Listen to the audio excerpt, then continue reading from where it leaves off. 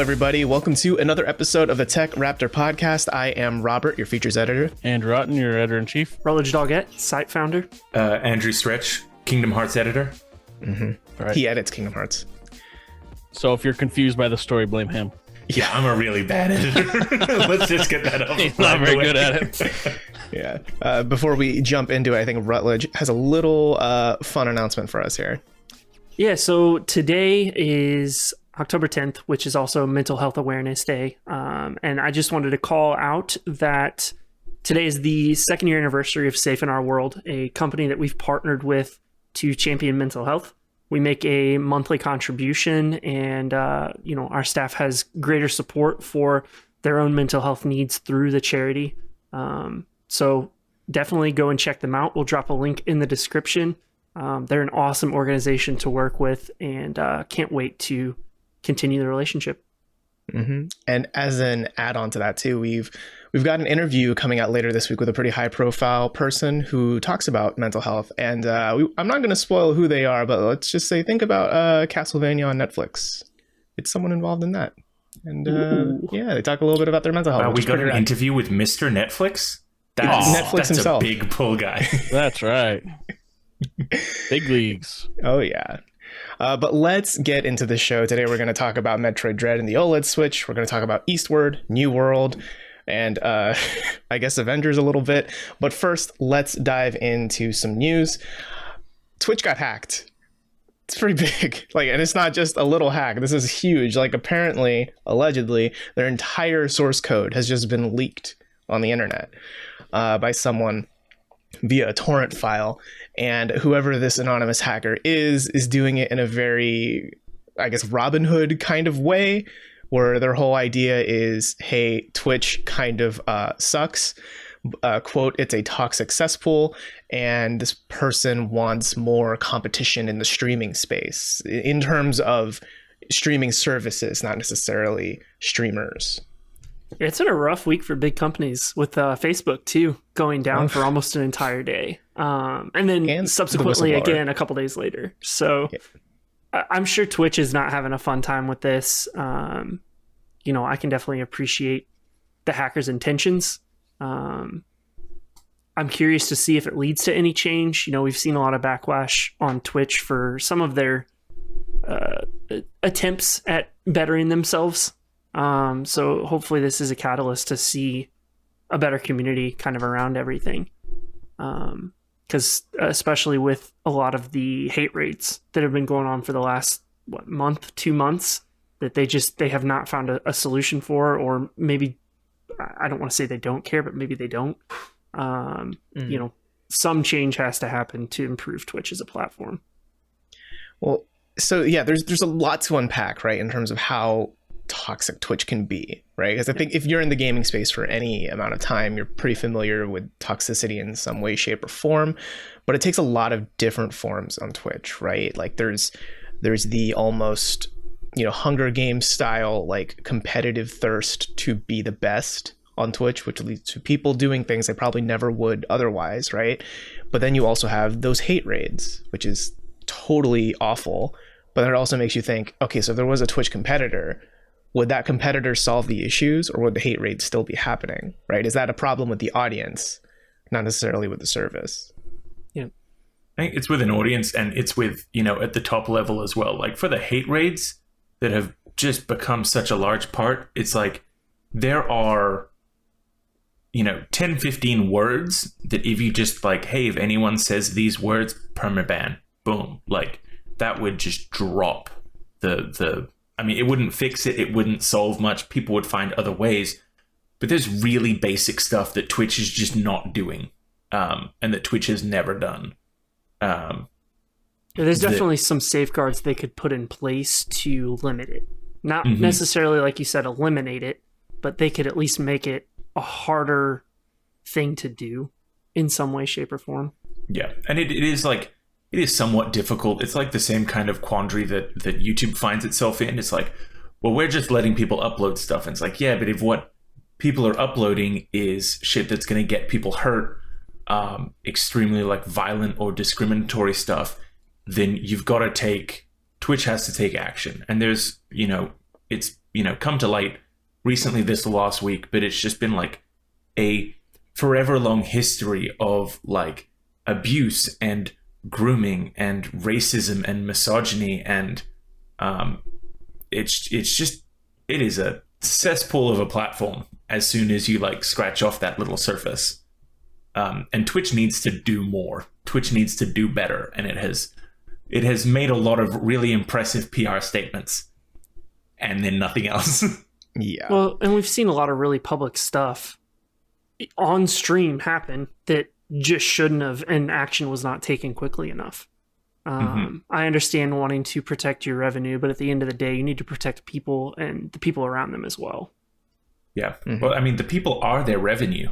That's, YouTube with its streaming platform has done a pretty okay job at trying to siphon people away.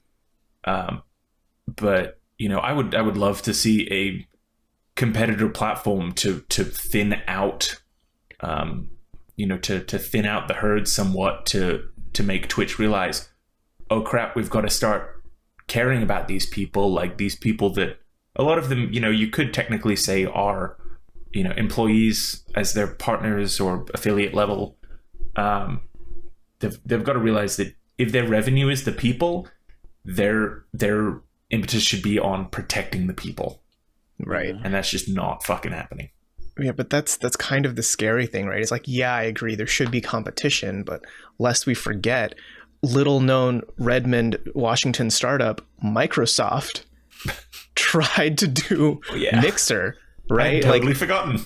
Yeah, right. I forget about it all the time too. But the people behind Windows 11 did Mixer. They bought like the biggest streamer on Twitch at the time, Ninja. They like literally paid him, 5 mansions at least to say, hey, stream exclusively with us. And Mixer's dead now. Yeah, and I think what the biggest likely competitor is YouTube, right? But in some of the same ways that Twitch has this problems of seemingly not caring or not dedicating enough resources to combating stuff like this. YouTube's Google. Google's that's what they're known for. That's what Steam's known for. All these big software companies that have these huge audiences that are just way too big to handle unless you're going to hire like hundreds of people literally just to do that. And none of them are willing to put that resource in. So it makes you wonder, like, if there is another competitor, are they just not going to have the same problem? Because they're going to have that lack of resource dedication to something like that.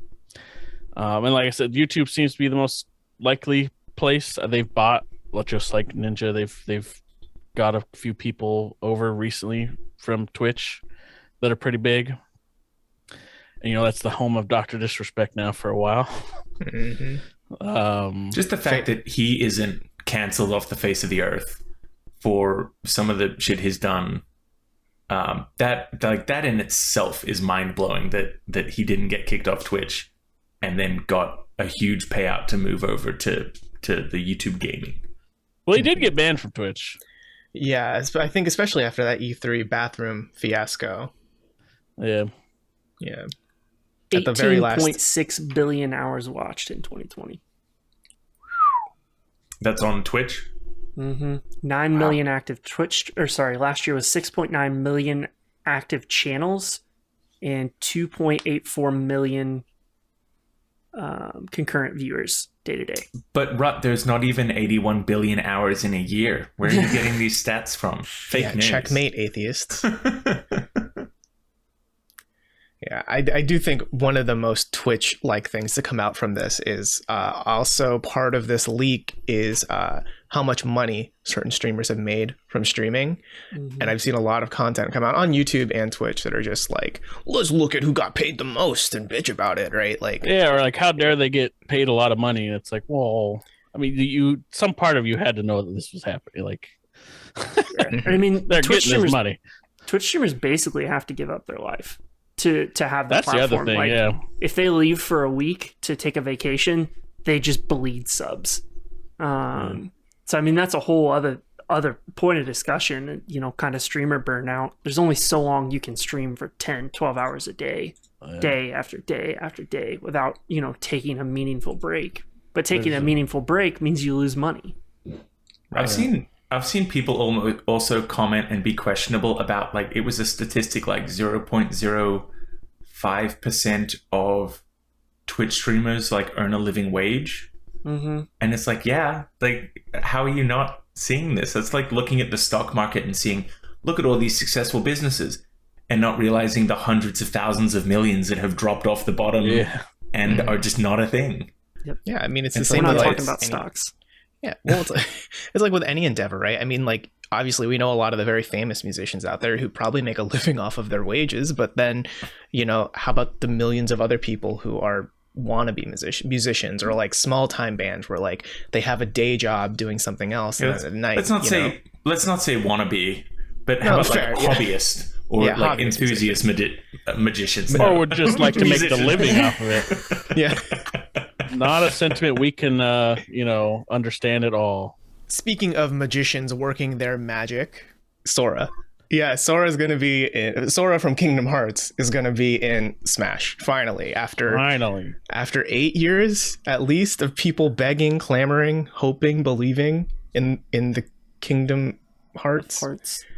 Now we So get to that the was- Andrew Stretch part of the podcast. So that was a really cool thing that that was brought up in that Sora announcement stream. First off, that stream is what taught me that there's actually a filter in Discord that if someone like me screams way too loud in excitement, it'll actually cut off my audio so that no one else has to have their ears blown out.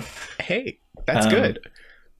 So I think at this point, Rudd, Otten, and I, let's go get coffee real quick and Stretch just kind of go.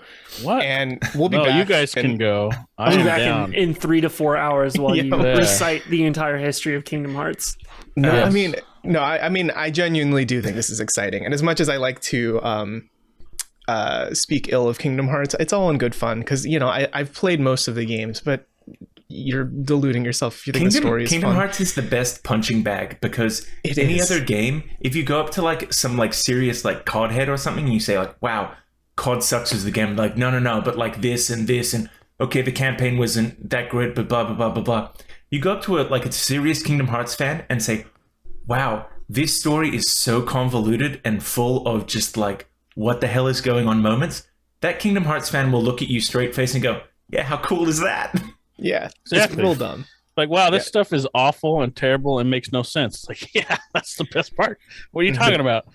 But tell you what, I am going to sing along full volume every single time I hear Simple and Clean. Yeah, I mean, it's a good song. Like, Kingdom Hearts has always had good original music, right? Like, always. It's so good. But the thing I'm wondering the most is, will Smash Ultimate be canon in I hope Kingdom so. Hearts? I've there already gonna be a seen Smash so many World? amazing fan theories. I mean, but that's the thing, right? I mean, we all know Nomura. We are famous with his work. We did our Nomura for episode 2. That's This is right. it right now, right? There has to be a way. Like, we saw the Kingdom Hearts keyhole show up in Smash. That means Smash is a world in Kingdom Right. Hearts. The final smash she has like opens the door, Yeah. the door, and slams them in. So all the Smash characters are now coming to Kingdom Hearts. That's right. Nintendo and I guess, well, if I was going to say Final Fantasy, but that already is part of it. Yeah, I mean, It's you part Cloud of- and Sephiroth. Yeah, we've already got Kingdom Hearts rep Sephiroth and That's Cloud right. in Super Smash Bros. This is the third Kingdom Hearts character. They've got, the Kingdom Hearts representatives like Neku from that little known spin-off game, The World Ends With You. It's also a Kingdom Hearts title. Wait, Don't that's bother right. getting into it. Isn't Neku like a trophy or whatever it's called in Smash? Like a little thing you Yeah, can summon? and Neku was in Dream Drop Distance. So wait a minute. So like we all like Smash is the ultimate like mashup, like getting all these franchises together. Did Kingdom Hearts just swoop in and steal all that thunder? Be like, oh yeah, all that work, Smash, thanks. We are now taking all that work because all of you are now part of Kingdom Hearts also, and then we're just going to add to that. Kingdom Hearts is going to be the franchise of all franchises. This does mean that Solid Snake is canon. That's right. In Kingdom Hearts. Solid Snake is a Kingdom Hearts character now. Would you not flip your shit if in the next Metal Gear Solid you see the keyhole pop up and Sora pops out? Like, come on. This is the greatest game ever. Yeah. Well, it's also like, you talk about like transcending franchises, whatever. There's been so much discussion about this new character in Kingdom Hearts from the 3 DLC and from from the video game that Rex was playing within the Toy Story world, Verum Rex. Verum Rex, that's right. That is pretty much, and I'm seeing Rut's face here like, wow, yes, go on. I'm super interested. He's following all of this. He's like a closet Kingdom Hearts fan. But all of the talk about whether this character from Verum Rex was really who Noctis was originally meant to be, and where he's taking the Final Fantasy 3 and onward storyline is going to start lining in with what was originally Final Fantasy 13 verses that became 15. I feel like Kingdom Hearts is the perfect game for conspiracy theorists. This is back when conspiracy theories were fun and not just white supremacists. Yeah. Like you could like come up with the most crazy shit for Kingdom Hearts. And it's Pepe Sylvia, but I've got like a map of Walt Disney World and like different like themed pins that I've had to pay $15 for. It's like the Iron Man 2 where the convention was the Atom or whatever. You're mapping out Disney World, Disneyland to be like, all right, what does this come out to be? And then you take all of this map and all of this red twine and you lift it up and it says, I am Tom Marvolo Riddle. And now they've got a whole nother fan base pissed off. Yes. Oh, and if you say it fast enough, you hear Tom Marvel, and that Marvel's now going to come in on this. We're going to get some Star Wars. We're going to get all of Disney. Man. You know, for the Harry Potter people, it's just the like cursed child world. So nobody likes it at all. Well, it's just whatever they can use without J.K. Rowling's direct influence. Yeah. So it's like a quarter of Fantastic Beasts and like one of the board games for some reason. And it would work. Nomura would make it happen.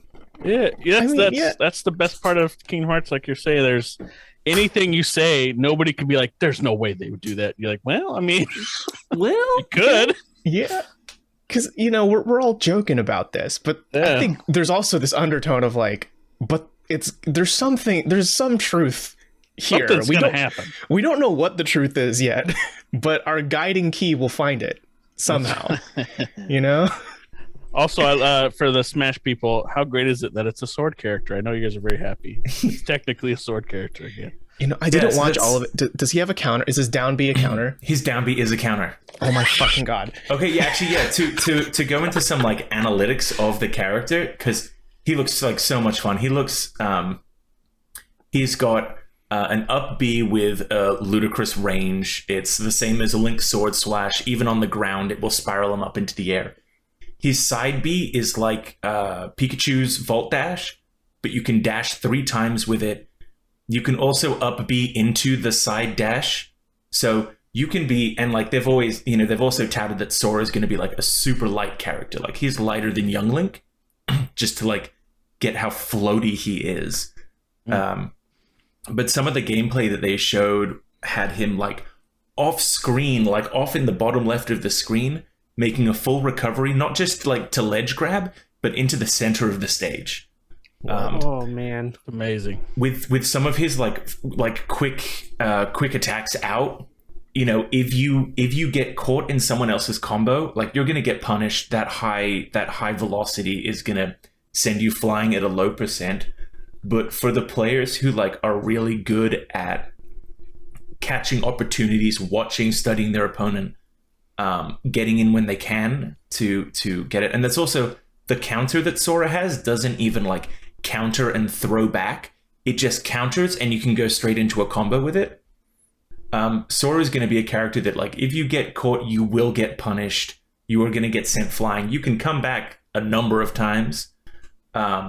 But the people who will be able to like catch someone in one of Sora's combos and like really punish off screen are gonna get some hype video clips. I'm really looking forward to, whatever first, showcase or whatever we get to see for Sora in like top tier play.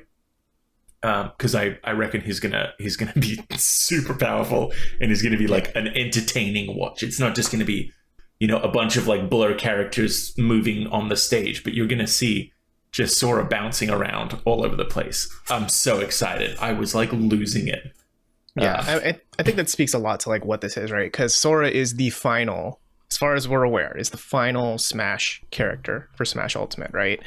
Which kind of feels like a really good. I mean, I know there were a lot of people wanting a lot of different characters, Waluigi especially, but I mean, I think there's something really poetic, right, about Sora being the final cherry on top for this, right? Mm-hmm. It feels like wrong finish. Yeah, it just feels like the right send off for a game that now has 82 fighters. I think I didn't do the math on it, but I saw that like if you break out all of like the characters that are kind of multiple characters or have like some gender swap variation, there's technically 100 characters. But I think it's like 89 or something crazy. like unique selectable characters. Mm-hmm. It's a lot. And hey, if you need to catch up on all of Sora's wacky adventures, all of Kingdom Hearts is coming to Switch via the cloud. I hate it. True. I hate it so much. Yeah. That definitely counts as it coming to Switch. Yeah. Yep. It is coming to a browser you can boot up on the Switch. Pretty great. That's sure. The big benefit of Switch, tell you what it is coming to. It's coming to Steam Deck. it's what people will care about. Mm-hmm. True. It's like, we're going to say, all of the portability of the Switch. Like, hey, is your roommate, partner, spouse, whoever, like using the TV and you want to defeat some Heartless? Sure. Hey, you want to take a flight?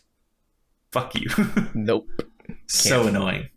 Well, annoying. The PS2 was really ahead of its time, right? It could really run some amazing games that the Switch still probably can't. Because I haven't been able to play Final Fantasy X on my Switch for 5 years at this point. No, I mean, that's a cloud version too. You just don't know it. Oh, yeah. That's it. Yeah. Because they're going to do the HD re-release of it. So Mhm. the Switch can't handle that one. Well, no, So, yeah. Well, Switch has just done that with KOTOR as well. The I think KOTOR that's coming out remake later. got announced, and now the original KOTOR has like just been put on Switch. They're just hoping for accidental buys. Mm-hmm. Speaking of an accidental Or buy, purposeful buys. Thank you. Man, I do have a lot to say about the Switch, and I will save it for the second half of the show. But let's talk about our final news story here. Back for Blood. Everyone's excited for this. Left 3 Dead, right, is basically what this is. And it's come out recently that apparently if you play the game solo, you're not really going to get too much out of it. Like, a lot of stuff is disabled. There's like no progression. There's no achievements or trophies really for solo play. And it even limits like the kind of decks you can use, which is basically like your create a class system sort of. Even that is limited in solo mode.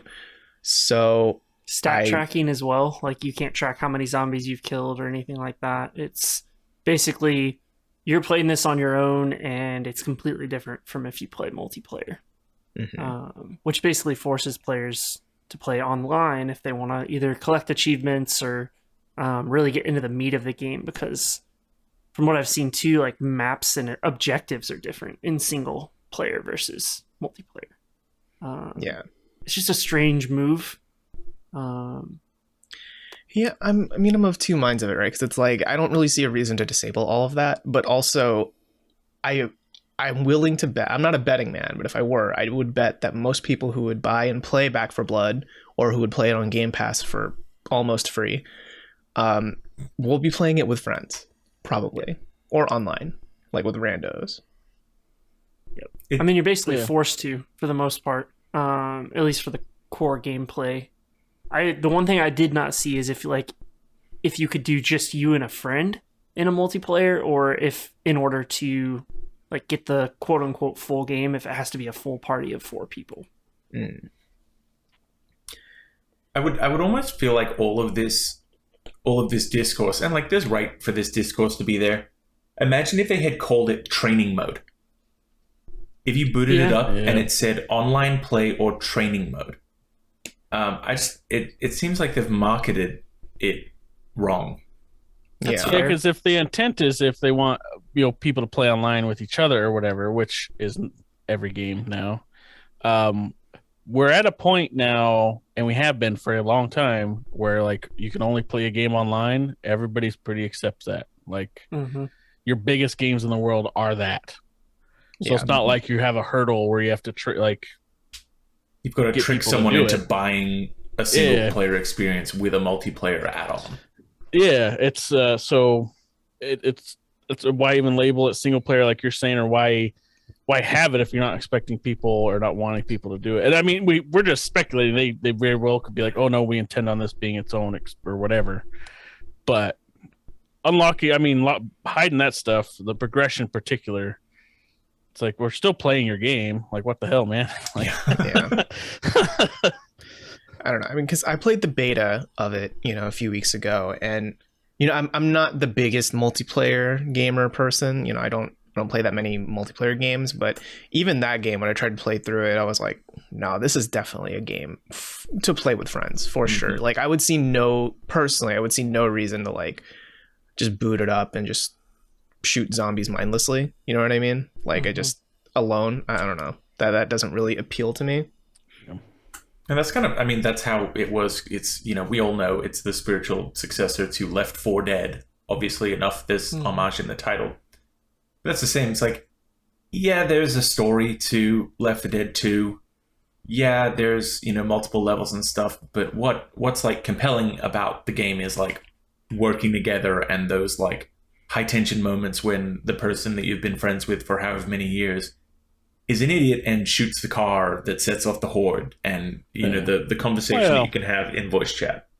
I think the game has more become, I get to shoot a horde of Teletubbies while I am a raptor and my friend is Colonel Sanders. And that. Yes. And then the witch is actually a sandwich coming after me. Right. That's what the game is now.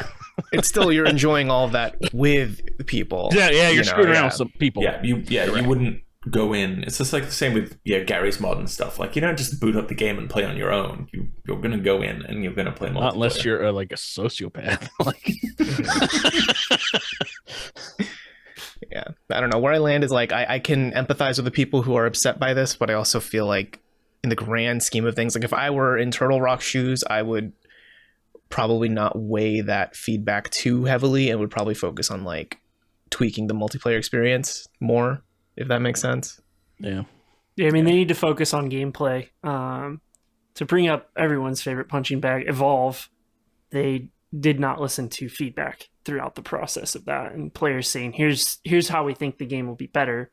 When there were clear issues. I think that if they can, with this, single player, multiplayer aside, make sure that the combat and the gameplay is really solid and feels really good, and that multiplayer works well, and that there's no major downsides, I think it's got a good chance. Everybody loves Left 4 Dead, Left 4 Dead 2.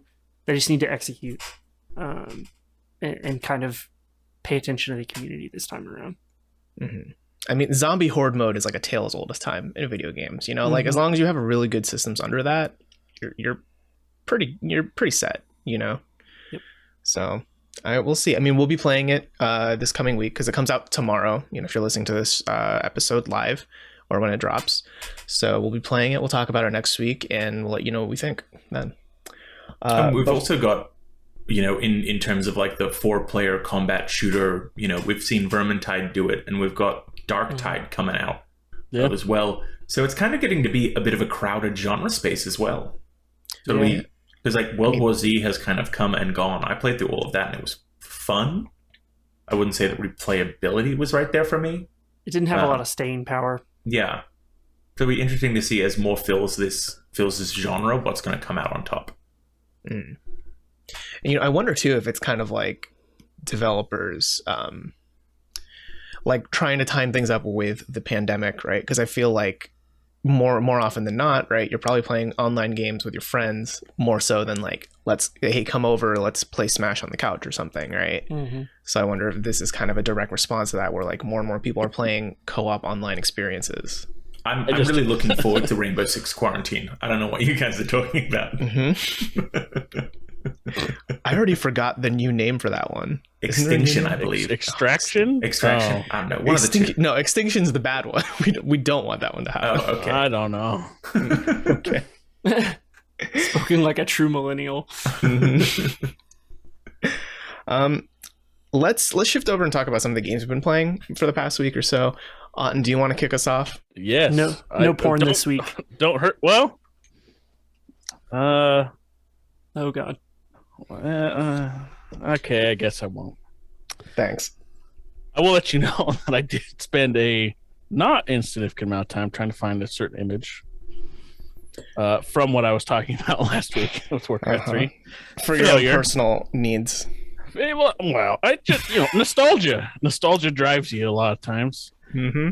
Unsuccessful search. Anywho, I've been playing a game that a very tonal shift happening. Eastward is nothing like that at all. So glad we're setting it up like this. Yeah, Eastward is what drew me to it first is there's always it seems like every year there's at least one really amazing looking pixel graphic game that comes out, and Eastward is it for me this year. It looks amazing. It's animated, crazy good, and that was more or less why I was like, I will give this a shot. It's made by this indie developer out of Shanghai. I don't know how to pronounce it. It's like Pixpill or something. But it's set in this post-apocalyptic world where you're playing this I don't know who he is. This guy, they just call him John, and he looks kind of like a homeless guy. Rough, not homeless, but he's rough. And everybody's always giving him crap for he drinks and whatever. He's a low life, and it's while the whole time at the beginning you're just helping people out, it's damn, these people suck. I'm just going around helping people, and you have this girl you're watching, Sam. You're not her father. I don't know what happened there yet, and she basically lives with you, and you take care of her. And you're in this underground society where nobody leaves it. So the idea of sky and grass is everybody's whatever, man, that's a fantasy. You're insane. That doesn't exist. This is the world, and if you leave this world, you're dead. And so people that have left don't come back, and if you start talking that stuff, you get made fun of and whatever. And it's just an awful little society. There's a school for the kids, but the girl you're looking after, isn't let in. They're ugh, get out of here, you gross poor person. And but there's only 7 kids, and you're what's the holdup for why she can't be in there? And everybody's pissed when you do get her in there. So it's this really weird society that you're getting out of to then explore the world. And I haven't explored much of the world yet, but it's definitely this post-apocalyptic, a toxin is everywhere you have to avoid kind of thing. It's a pixelated Last of Us. That's what it kind of is. I mean, it's sort of. But with more... it's not nearly as depressing or serious, though. So, the look of it reminds me very much of Earthbound, and they know that it looks very Earthboundy. There's references to it. And so in the similar... And the vibe it gives off in, the writing and the dialogue and stuff, that is also very Earthbound, reminiscent of that. So what is the gameplay like? How are you interacting with it? Yeah, so it's a lot of just running around talking to people, doing stuff, but you then get into these very obvious combat scenarios where you use your trusty frying pan as your weapon, and apparently there's others later. And it's almost, I don't want to say identical, but it's everything I see I can't help but not think of a top-down Zelda game. From the enemies to I'm going through a dungeon, it's you literally go to open a locker and you get a giant key to unlock a door later. And it's so I'm collecting keys in this dungeon. I'm going to be honest, I wasn't sold on it at all. And you said beautiful top-down Zelda. Yeah. And I think I'm going to have to buy that. And they've got it looks great. I've gone through just a couple of dungeons, and it's pretty simple so far, but I think that's just it's pretty early in the game. But it's definitely Zelda in every way. You have bombs you set down. You do. I'm waiting till I get a boomerang at some point. I've got to. I don't know when it's coming, but there's been everything else. Yeah, sure. But it's just been a good time. That's be interesting to see where they go with it. And we don't have a review on the site. I noticed because I was reading up on it, and it came out 3 weeks ago now or something like that. I haven't seen a ton of people talk about it, but I think it's when we start talking about Game of the Year stuff for like indie Game of the Year, it'll be one just on the first impressions that I would be considering talking about. Yeah, because I remember everything I've seen of the game. I was in the similar mind as you of like, oh man, that looks like that indie darling graphics shit. Yeah, that it's a I beautiful game. Yeah, it looks like the Owlboy of the Year kind of vibe. Yeah. Yeah, but September has also been such a busy month for like other releases that I just haven't found the time to. Yeah, to because pick it everything up. was compressed with the pandemic and stuff. Like stuff's now starting to really come out. This is one of those that I would definitely get lost in the shuffle, I think. Mm-hmm. And Which is it's unfortunate. so far, it seems pretty great. Well, that's good. Yeah, I mean, I might try to pick it up as like October is like kind of quiet-ish, sort of. Maybe I'll. Well, maybe a little. I don't know. some of us, I guess. Yeah, I think if you'll try to check find the that. TechRaptor game calendar, you'll actually find that October is quite busy. Once we get into December, it looks like it's filing down a bit. That's right. What's that URL, Rhett? /game-calendar. TechRaptor.net/calendar. Mm-hmm. There it is. New feature. Mm-hmm. Speaking of, Rhett, what have you been playing? So I jump around a lot, just because I like trying new things, and I don't know. I have wicked ADHD. But mostly been playing New World the last week with a buddy. Spending a lot of time chopping trees and mining ore. It's what? just So you've been playing Minecraft? basically. It's New World is not what I expected. So I'm of the World of Warcraft lineage. As well as RuneScape and others, that it's, very PvE focused. Crafting's kind of a secondary, nice to have thing. And PvP is like a if you want to type thing. New World, however, is every single bit of crafting matters. Doesn't like tailoring, weaponsmithing, all of it. It all impacts how quickly you can grow within the game. And the faction-based system is essentially forced on you for the most part. So you've got to pick a faction, and then a lot of the end game really revolves around the PvP. So taking territories, essentially. Think of it as PlanetSide 2 as an MMO, where you're basically you've got two warring companies. So somebody controls the area. So we're Purple Syndicate, because they have the best like microtransaction stuff. And That's what you want. Yep. And so if we control a section, one of the other companies and factions has to essentially build up territory standing to the point that they've now got enough standing within the territory that they can wage war on you. And then it figures out which companies will get to war head to head. And then they set a time. And for most of them, it's like 9 p.m. at night. So hard to participate in. Also, I'm not level 60.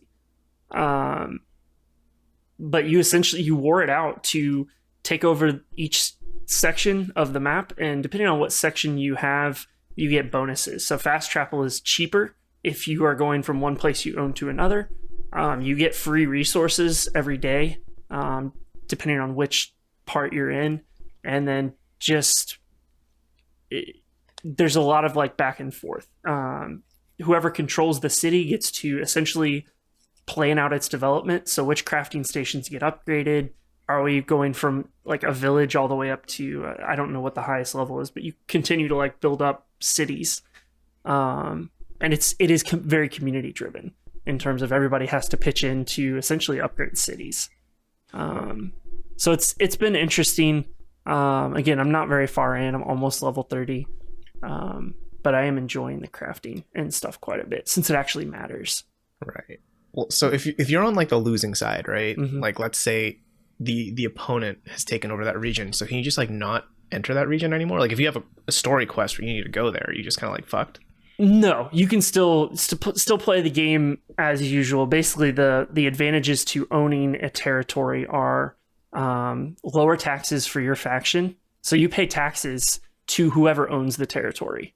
So that if that company owns the city, you're essentially paying that company money. Anytime Leave it to Amazon. Yeah, anytime you pay your literal in-game mortgage, and anytime you craft something, anytime you sell something on the auction house, it's basically that company and that faction gets benefits for owning that, which is why there continue to be wars, because it is actually valuable to own these different sections of the map. So the MMO by Amazon Game Studios is about building company towns. Yep. Okay. Yep. Okay. And sure. also something colonialism. Yeah, sure. No, that's So this is, Yeah. if anybody saw Nomadland, this is Nomadland, the game. But in the, the past. It's like Yeah, those right. people that you hear about that will like get off their 16-hour shifts driving trucks across America to settle down at the rig in the back of their truck and load up Truck Driving Simulator. It sounds like that. It sounds like you're doing that to me. You're little bit, spending yeah. your day job, paying taxes, everything, to look forward to loading up a game, to And putting paying out some taxes. manual labor to pay some taxes. Chopping down 600 trees a day just to make 20 some odd items. Yeah. But tell you what, It's wild. it burns just about as many graphics cards as crypto mining does. Fair. yeah, it does. I mean, because it's only the 30 series, Yeah, right? it's The only RTX 30 series. Yeah, it's the Yeah. 30 series.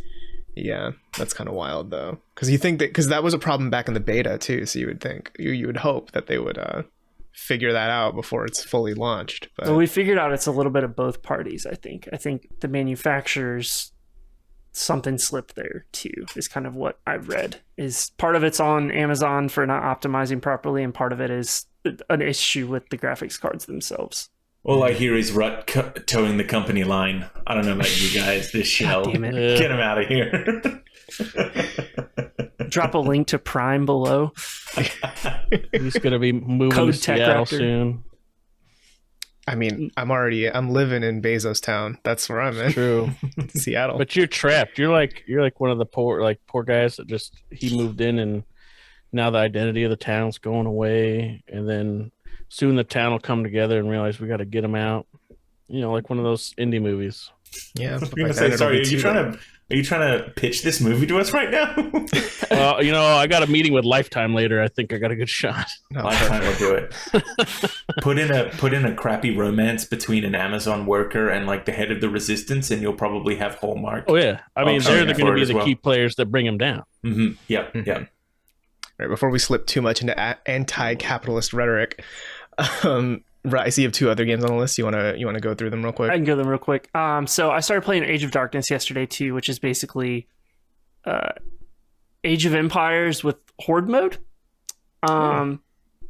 Basically, you are given a set amount of quote unquote days to build up your city, prep your defenses, all that kind of stuff. And then when night hits on the third or fourth or fifth day, whatever, a boatload of monsters rush your city. And if you're not prepared, it's GG. And it has been GG the last 7 games. So you're very good at it. Yeah, I'm dog shit. Like wave 1 is 150, wave 2 is 600. At some point it gets up to 70,000 monsters on screen, Heck according yeah. to it, which is just, That's quite I the hope I get to marketing that word. but I don't see myself getting past like maybe wave 4 or 5, but it is like, you kind of have to think through, okay, where am I going to place walls? Where am I going to place towers and like all that kind of stuff, on top of managing your population, making sure you have enough resources coming in, like all that stuff. It's a couple of interesting components. Did you play They Are Billions or whatever it is, or They Were Billions, whatever that's called? It's on my list. I've been like super Okay. addicted to city It's builders. pretty close to that. That's. I was wondering how similar it was to that, because I played that. Yeah. It's from what I remember of They Are Billions, then yeah, it's pretty similar. But this one just kind of jumped out to me because it's very like dark fantasy. And there's This one you have like heroes and stuff too, on top of just units, right? yeah, like you've got a hero, and then at the start of every what they call Death Night, which is when everything zergs you, you get a debuff. Knight, that's such a Yeah. game name term. Yeah, It's a you gamer get term. You get a randomized debuff, and then if you survive the Death Knight, you get a for the rest of the game bonus. So like 15% less resources to build and stuff like that. So surviving actually matters. Normally Surviving's the surviving hard matters. part. Yeah. So that one's cool. And then my buddy and I've been playing Embr, EMBR, which is where you basically play a firefighter, sort of. Oh. You're like a gig fireworker. It's like Uber for fire, where you're trying to pull people out of burning houses, but also steal their shit. And make money off of that, or you can give them their stuff back for a tip. But let's be honest, you get paid way more for stealing. And there's a couple that are like, you basically have to burn down the house, and so there's like rescue, there's escape, there's even like a Embr Eats, it's called, where you basically have to deliver food to the person in the burning house before you can take them out of the burning house. And it's tons of ragdoll physics. It's absolutely hilarious. You're just basically screaming into the mic as you burn to death or accidentally drop somebody off a roof to their death. Dude, that sounds stupid and I love it. It's stupid. Like, it is the dumbest premise for a game, but it's so much fun. So if you're somebody who likes to play multiplayer with your friends, it's a must play. It's a must buy. It's absolutely hilarious. And I would love to get a group of 4 TechRaptor people together just screaming at each other for a couple hours. So first we got Rhett, shilling Amazon and all pro corporate, and now we've got them pro stealing shit. And these public services that should be for everybody that help people, I'm not going to help you unless I can steal your shit. We should that's all I'm privatize, hearing. and we should privatize them. Exactly. They should be privatized. And, he said it's like Uber or something for firefighters. What kind of hellscape is that? Like, oh my God. Yeah. It's hilarious. Definitely. I can look just it imagine up. sitting on the corner of my on fire building, just saying, another driver just canceled. Like, the fire's on 2 floors now. Better go for Embr XL. or they're sitting. You got to pay until they respond.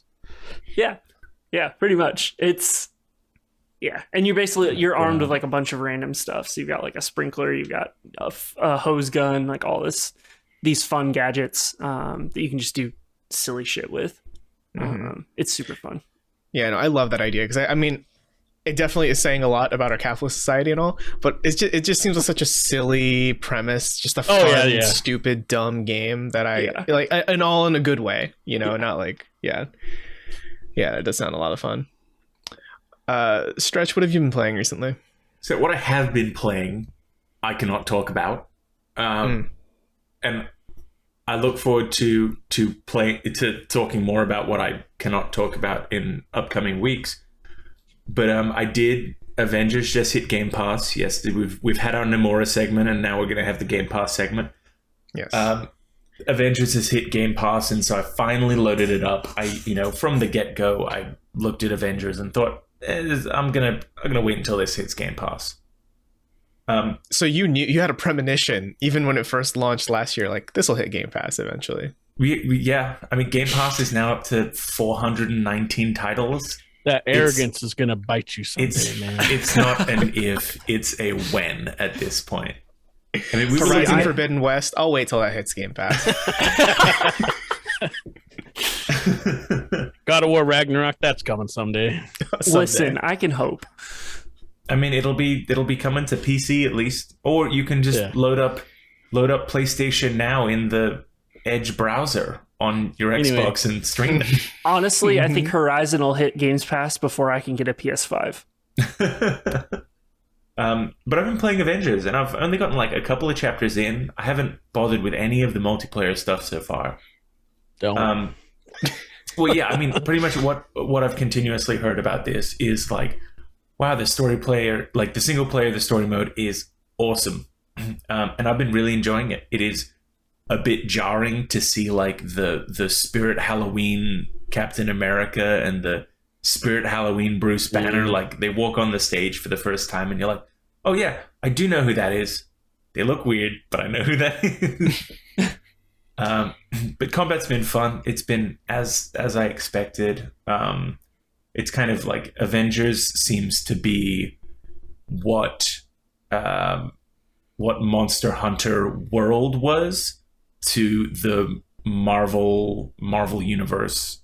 Marvel Ultimate Marvel Universe, Ultimate Marvel. I'm blanking on this game's name. It was on the Switch. Ultimate Alliance? Yeah, Ultimate Alliance. That's it. Ultimate Alliance 4. That was on the Switch last year, the year before. Oh, 3. Ultimate Alliance 3. Yeah. Whichever one was the most recent to release. God, I'm all over the place. But it's been really fun, and I love like getting in and kicking asses as the Hulk and picking people up and having people beat other people with their faces and stuff. So it's been a fun campy time. I can definitely see. Like I loaded up the game for the first time, and I didn't know how to get to the single player. I was bombarded with advertisements for the new upcoming thing, the Wakanda stuff. I could hit right bumper to go to like the storefront. But they just have like, Intel missions and this missions and this missions. And just like one of those menus was the one that was like, oh, here's the campaign. It's like, yeah, that why don't you call it that? Yeah. And that definitely seemed like a problem. First loading up and like visibility for a new player. So how many XP bonuses have you bought so far? I've bought them all. Every single one of my characters is now dressed as a rainbow unicorn. Made sure to get that cosmetic for everyone and boosted them up to the max level cap so that I can start raiding even though I don't know how to play the game. And fell into their trap. The best part of Game Pass is that it was free. Now it's not free to you. All Game Pass games are free. We know this. This is a fact. Kidding. But no, it's fun. I look forward to like playing some more of it probably this afternoon or something. But it's just been like a nice light punching game. Yeah, I think a lot of people in the spot you were where it's now that it's on Game Pass, there's no reason for people not to try it because I mean the campaign isn't. It's good. Like when you get towards the end, you definitely see the influence of this is going to be a game where. Here's the set map that I go and do these objectives on a lot over and over again. And some campaign maps are exactly that too. You're like, oh, okay. Like you don't notice it for a while. I've played through the campaign when it came out.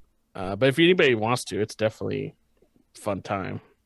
It's especially funny to me that like, I mean, the big drama when it first came out was all about Spider-Man. And now he's in the game now, right? No. I know. Oh, no, well, at least can't wait for him to come to the Game Pass version of the game, though, right? That's right.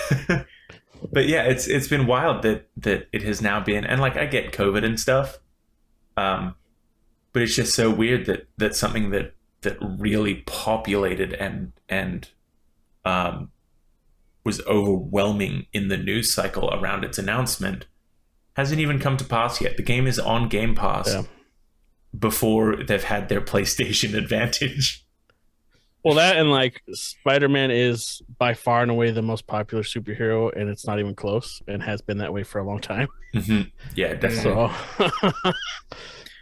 Yeah, and honestly, it does feel like PlayStation's kind of taken all that up anyway, right? Because I mean, I'm far more excited about Spider-Man 2, like Marvel's Spider-Man 2, than Spider-Man coming to Avengers, right? Yep. Oh, without a doubt. And then on top of that, I would say probably one of the other most popular Marvel superheroes, Wolverine.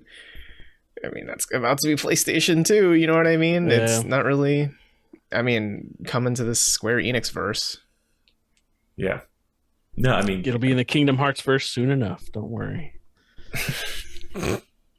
All comes full circle. It always does.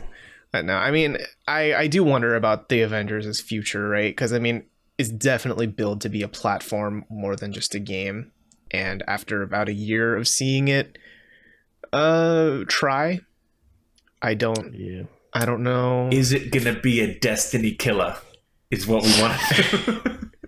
Oh my gosh. No, it won't. And that's what's so great to see what they're doing with Guardians of the Galaxy is it's not, because that was the first thought was like, oh God, are they gonna do what they did with Avengers? No. Doesn't seem like that, which thank God. Yeah. It's just gonna be a single player adventure game. From the vibe of it, that you can play in cloud mode on your new on the Switch. OLED Switch.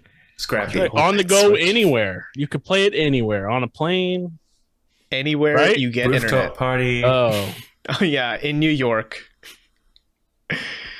So yeah, I actually did make the dumb financial decision to buy an OLED Switch. I've been playing it for a while now, and I wanted to play more of it last night, but I didn't find the time. But I've been playing Metroid Dread on it, right?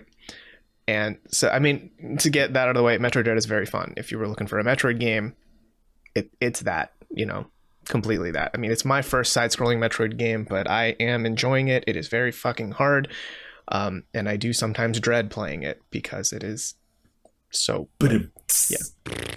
Yeah, I suck at it. But the OLED Switch is... You know, I feel like for a while before it came out, people were saying, like, you only get this if you play handheld, right? Because everything under the hood isn't really that upgraded. It's just the screen. And I'm one of those people who only play my Switch handheld. Like, I still have not hooked up my my OLED dock. Like, actually, it's sitting right here. No plugs in the OLED dock, right? Like, I only play it handheld. So I guess one of the people who would benefit from the OLED screen. And after 15 minutes of playing Dread, I kind of already forgot that it was an OLED screen. I was just like, yep, I'm just playing a game on my Switch.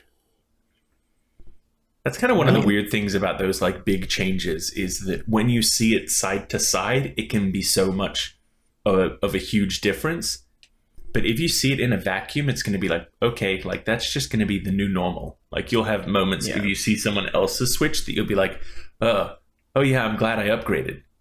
But if that's like your main experience, yeah.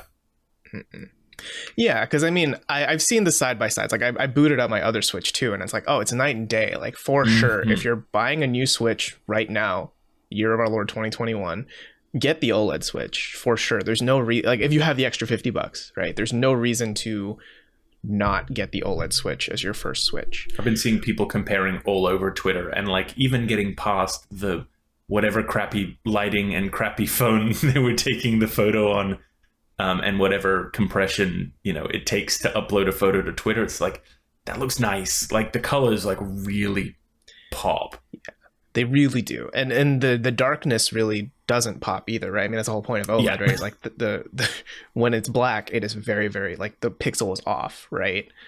And you see that contrast really well in Metroid, because Metroid has a lot of bright spots, but then a lot of just like complete darkness. And it does make that game look better than it would on a normal Switch. But I'm still getting frame drops. I'm still getting long load times. I'm still getting, you know, all of those performance issues that you've had with the Switch. You're going to get it here, but in glorious OLED vision, you know, like it's still going to perform a little slower. It's like, here's this Ferrari, but we've put a 1999 engine under the hood. Yeah, exactly. Yeah. I mean, we're coming on, it was already pretty underpowered when it came out, and it's, you know, we're 4.5 years into its life now. Yeah.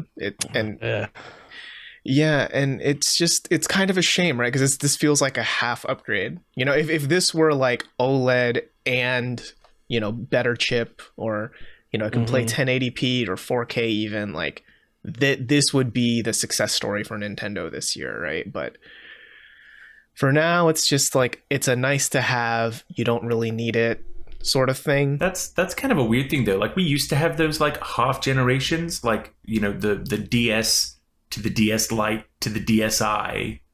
Like we did have those like half iterations that were just form factor. And then now we are getting to like the PlayStation 4 to the PlayStation 4 Pro, or I guess before that was the 360 to the 360 Slim.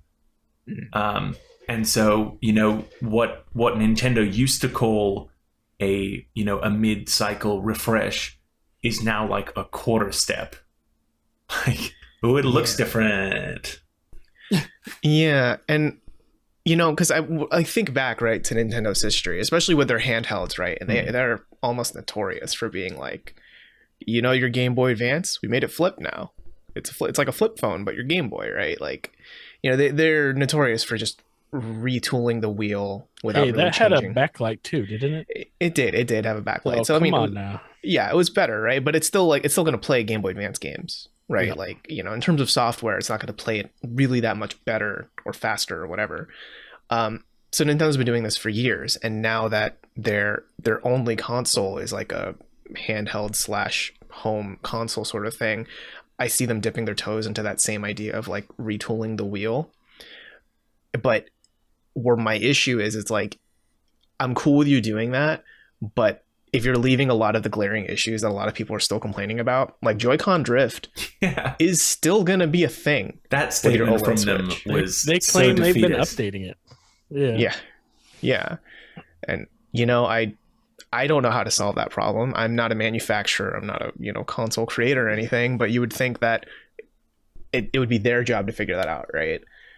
And so you pair Joy-Con drift with generally slower load times, lower frame rates compared to the contemporaries now coming out from Sony and Microsoft, right? Like, let alone wherever PCs are today. It's just easy to see a lot of the cons of owning a Switch right now.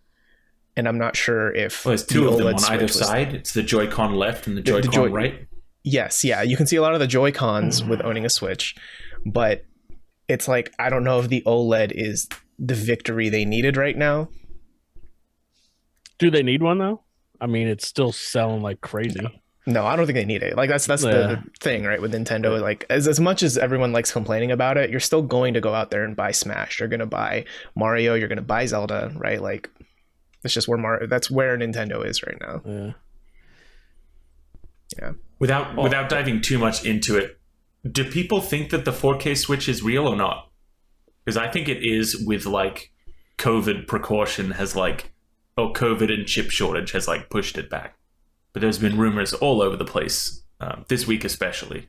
Yeah, I mean, screens right now, at least coming from my perspective in IT, are difficult to obtain. I think I tried to get a laptop prepared for a client a couple weeks ago, and it's a 3-month wait because you just can't get LED screens right now specifically. You know, lead times are insane for technology, and I don't think we're going to see it improve until mid-2023. So, yeah, next year's going to be maybe better, but I don't think we're going to go back to how things were pre-COVID until 2023. Yeah. No, I'm in that similar boat. I do think that the 4K Switch, I mean, I don't know if like prototypes of it exist or whatever, but I think Nintendo is shrewd enough to realize, okay, we need something under the hood to beef up the Switch, whether it's 4K or just like a faster processor or whatever. Like, there is a Switch Plus Pro, whatever you want to call it. Switch 2. Yeah, that's in the works, right? But I think it's that global supply chain that, because I mean, it's not just, you know, gaming that's hampered by it, right? Like food shortages and like, you know, other tech stuff. It's like, it's everywhere. Yeah. I guess we'll find out in the next year if they make an announcement about it. Yeah, we'll see. But otherwise, hey, you know, if on Friday you didn't get an OLED Switch and you don't need one, I would say go buy Metroid Dread at least. It's pretty good. You know, if you're into that sort of vibe, like, you know, it's one of those Metroidvanias. If you've heard of that, you know, it's a thing that indie games do a lot. It's one of those. I've been getting mad FOMO watching everyone get into it and play it and stuff, but I'm about to go spend a week in a cabin in a state park, and you know that I'm gonna be destroying some Metroid Dread. Oh yeah, it's perfect for that because it's just, I don't know, the pacing of it's really quick. Like, I've never felt like I don't know what to do, because like you go somewhere and then it's like, cool, we're gonna take you all the way fucking over here, and you're just gonna figure it out from there, man. It's like, yeah, all right. I think that should wrap us up for this week's episode. Yeah. So if you like what we did here, leave us a review. If you would like, please, that'd be great. If not, share it with a friend, let them know, retweet, whatever, all of that stuff. And if you're listening to us on a podcast app, hit subscribe if you haven't already. If you're on YouTube, feel free to hit subscribe there too. Give us a like, drop a comment, let us know what you think. Are you going to buy the OLED Switch? Are you enjoying New World? Let us know your thoughts, right? And if you want more information in general about gaming news, reviews, features, and all that, you can go to techraptor.net or check out all the links in our description. We have stories for almost everything we've talked about today that you can dive in, read more, check it out. And just one more final shout out to Safe in Our World for celebrating their 2nd year anniversary, you know, day after Mental Health Day, right? That was yesterday. And no, it's rad. I mean, we want to continue supporting them. And we also just want to continue supporting people around the world and their mental health. So, check out the links in the description, see what we've got in store for them. We'll be back next week to talk about Back 4 Blood and, whatever other games are coming out, because that's what we always do here. So we will see you next week. And until then, this has been the TechRaptor Podcast. See ya.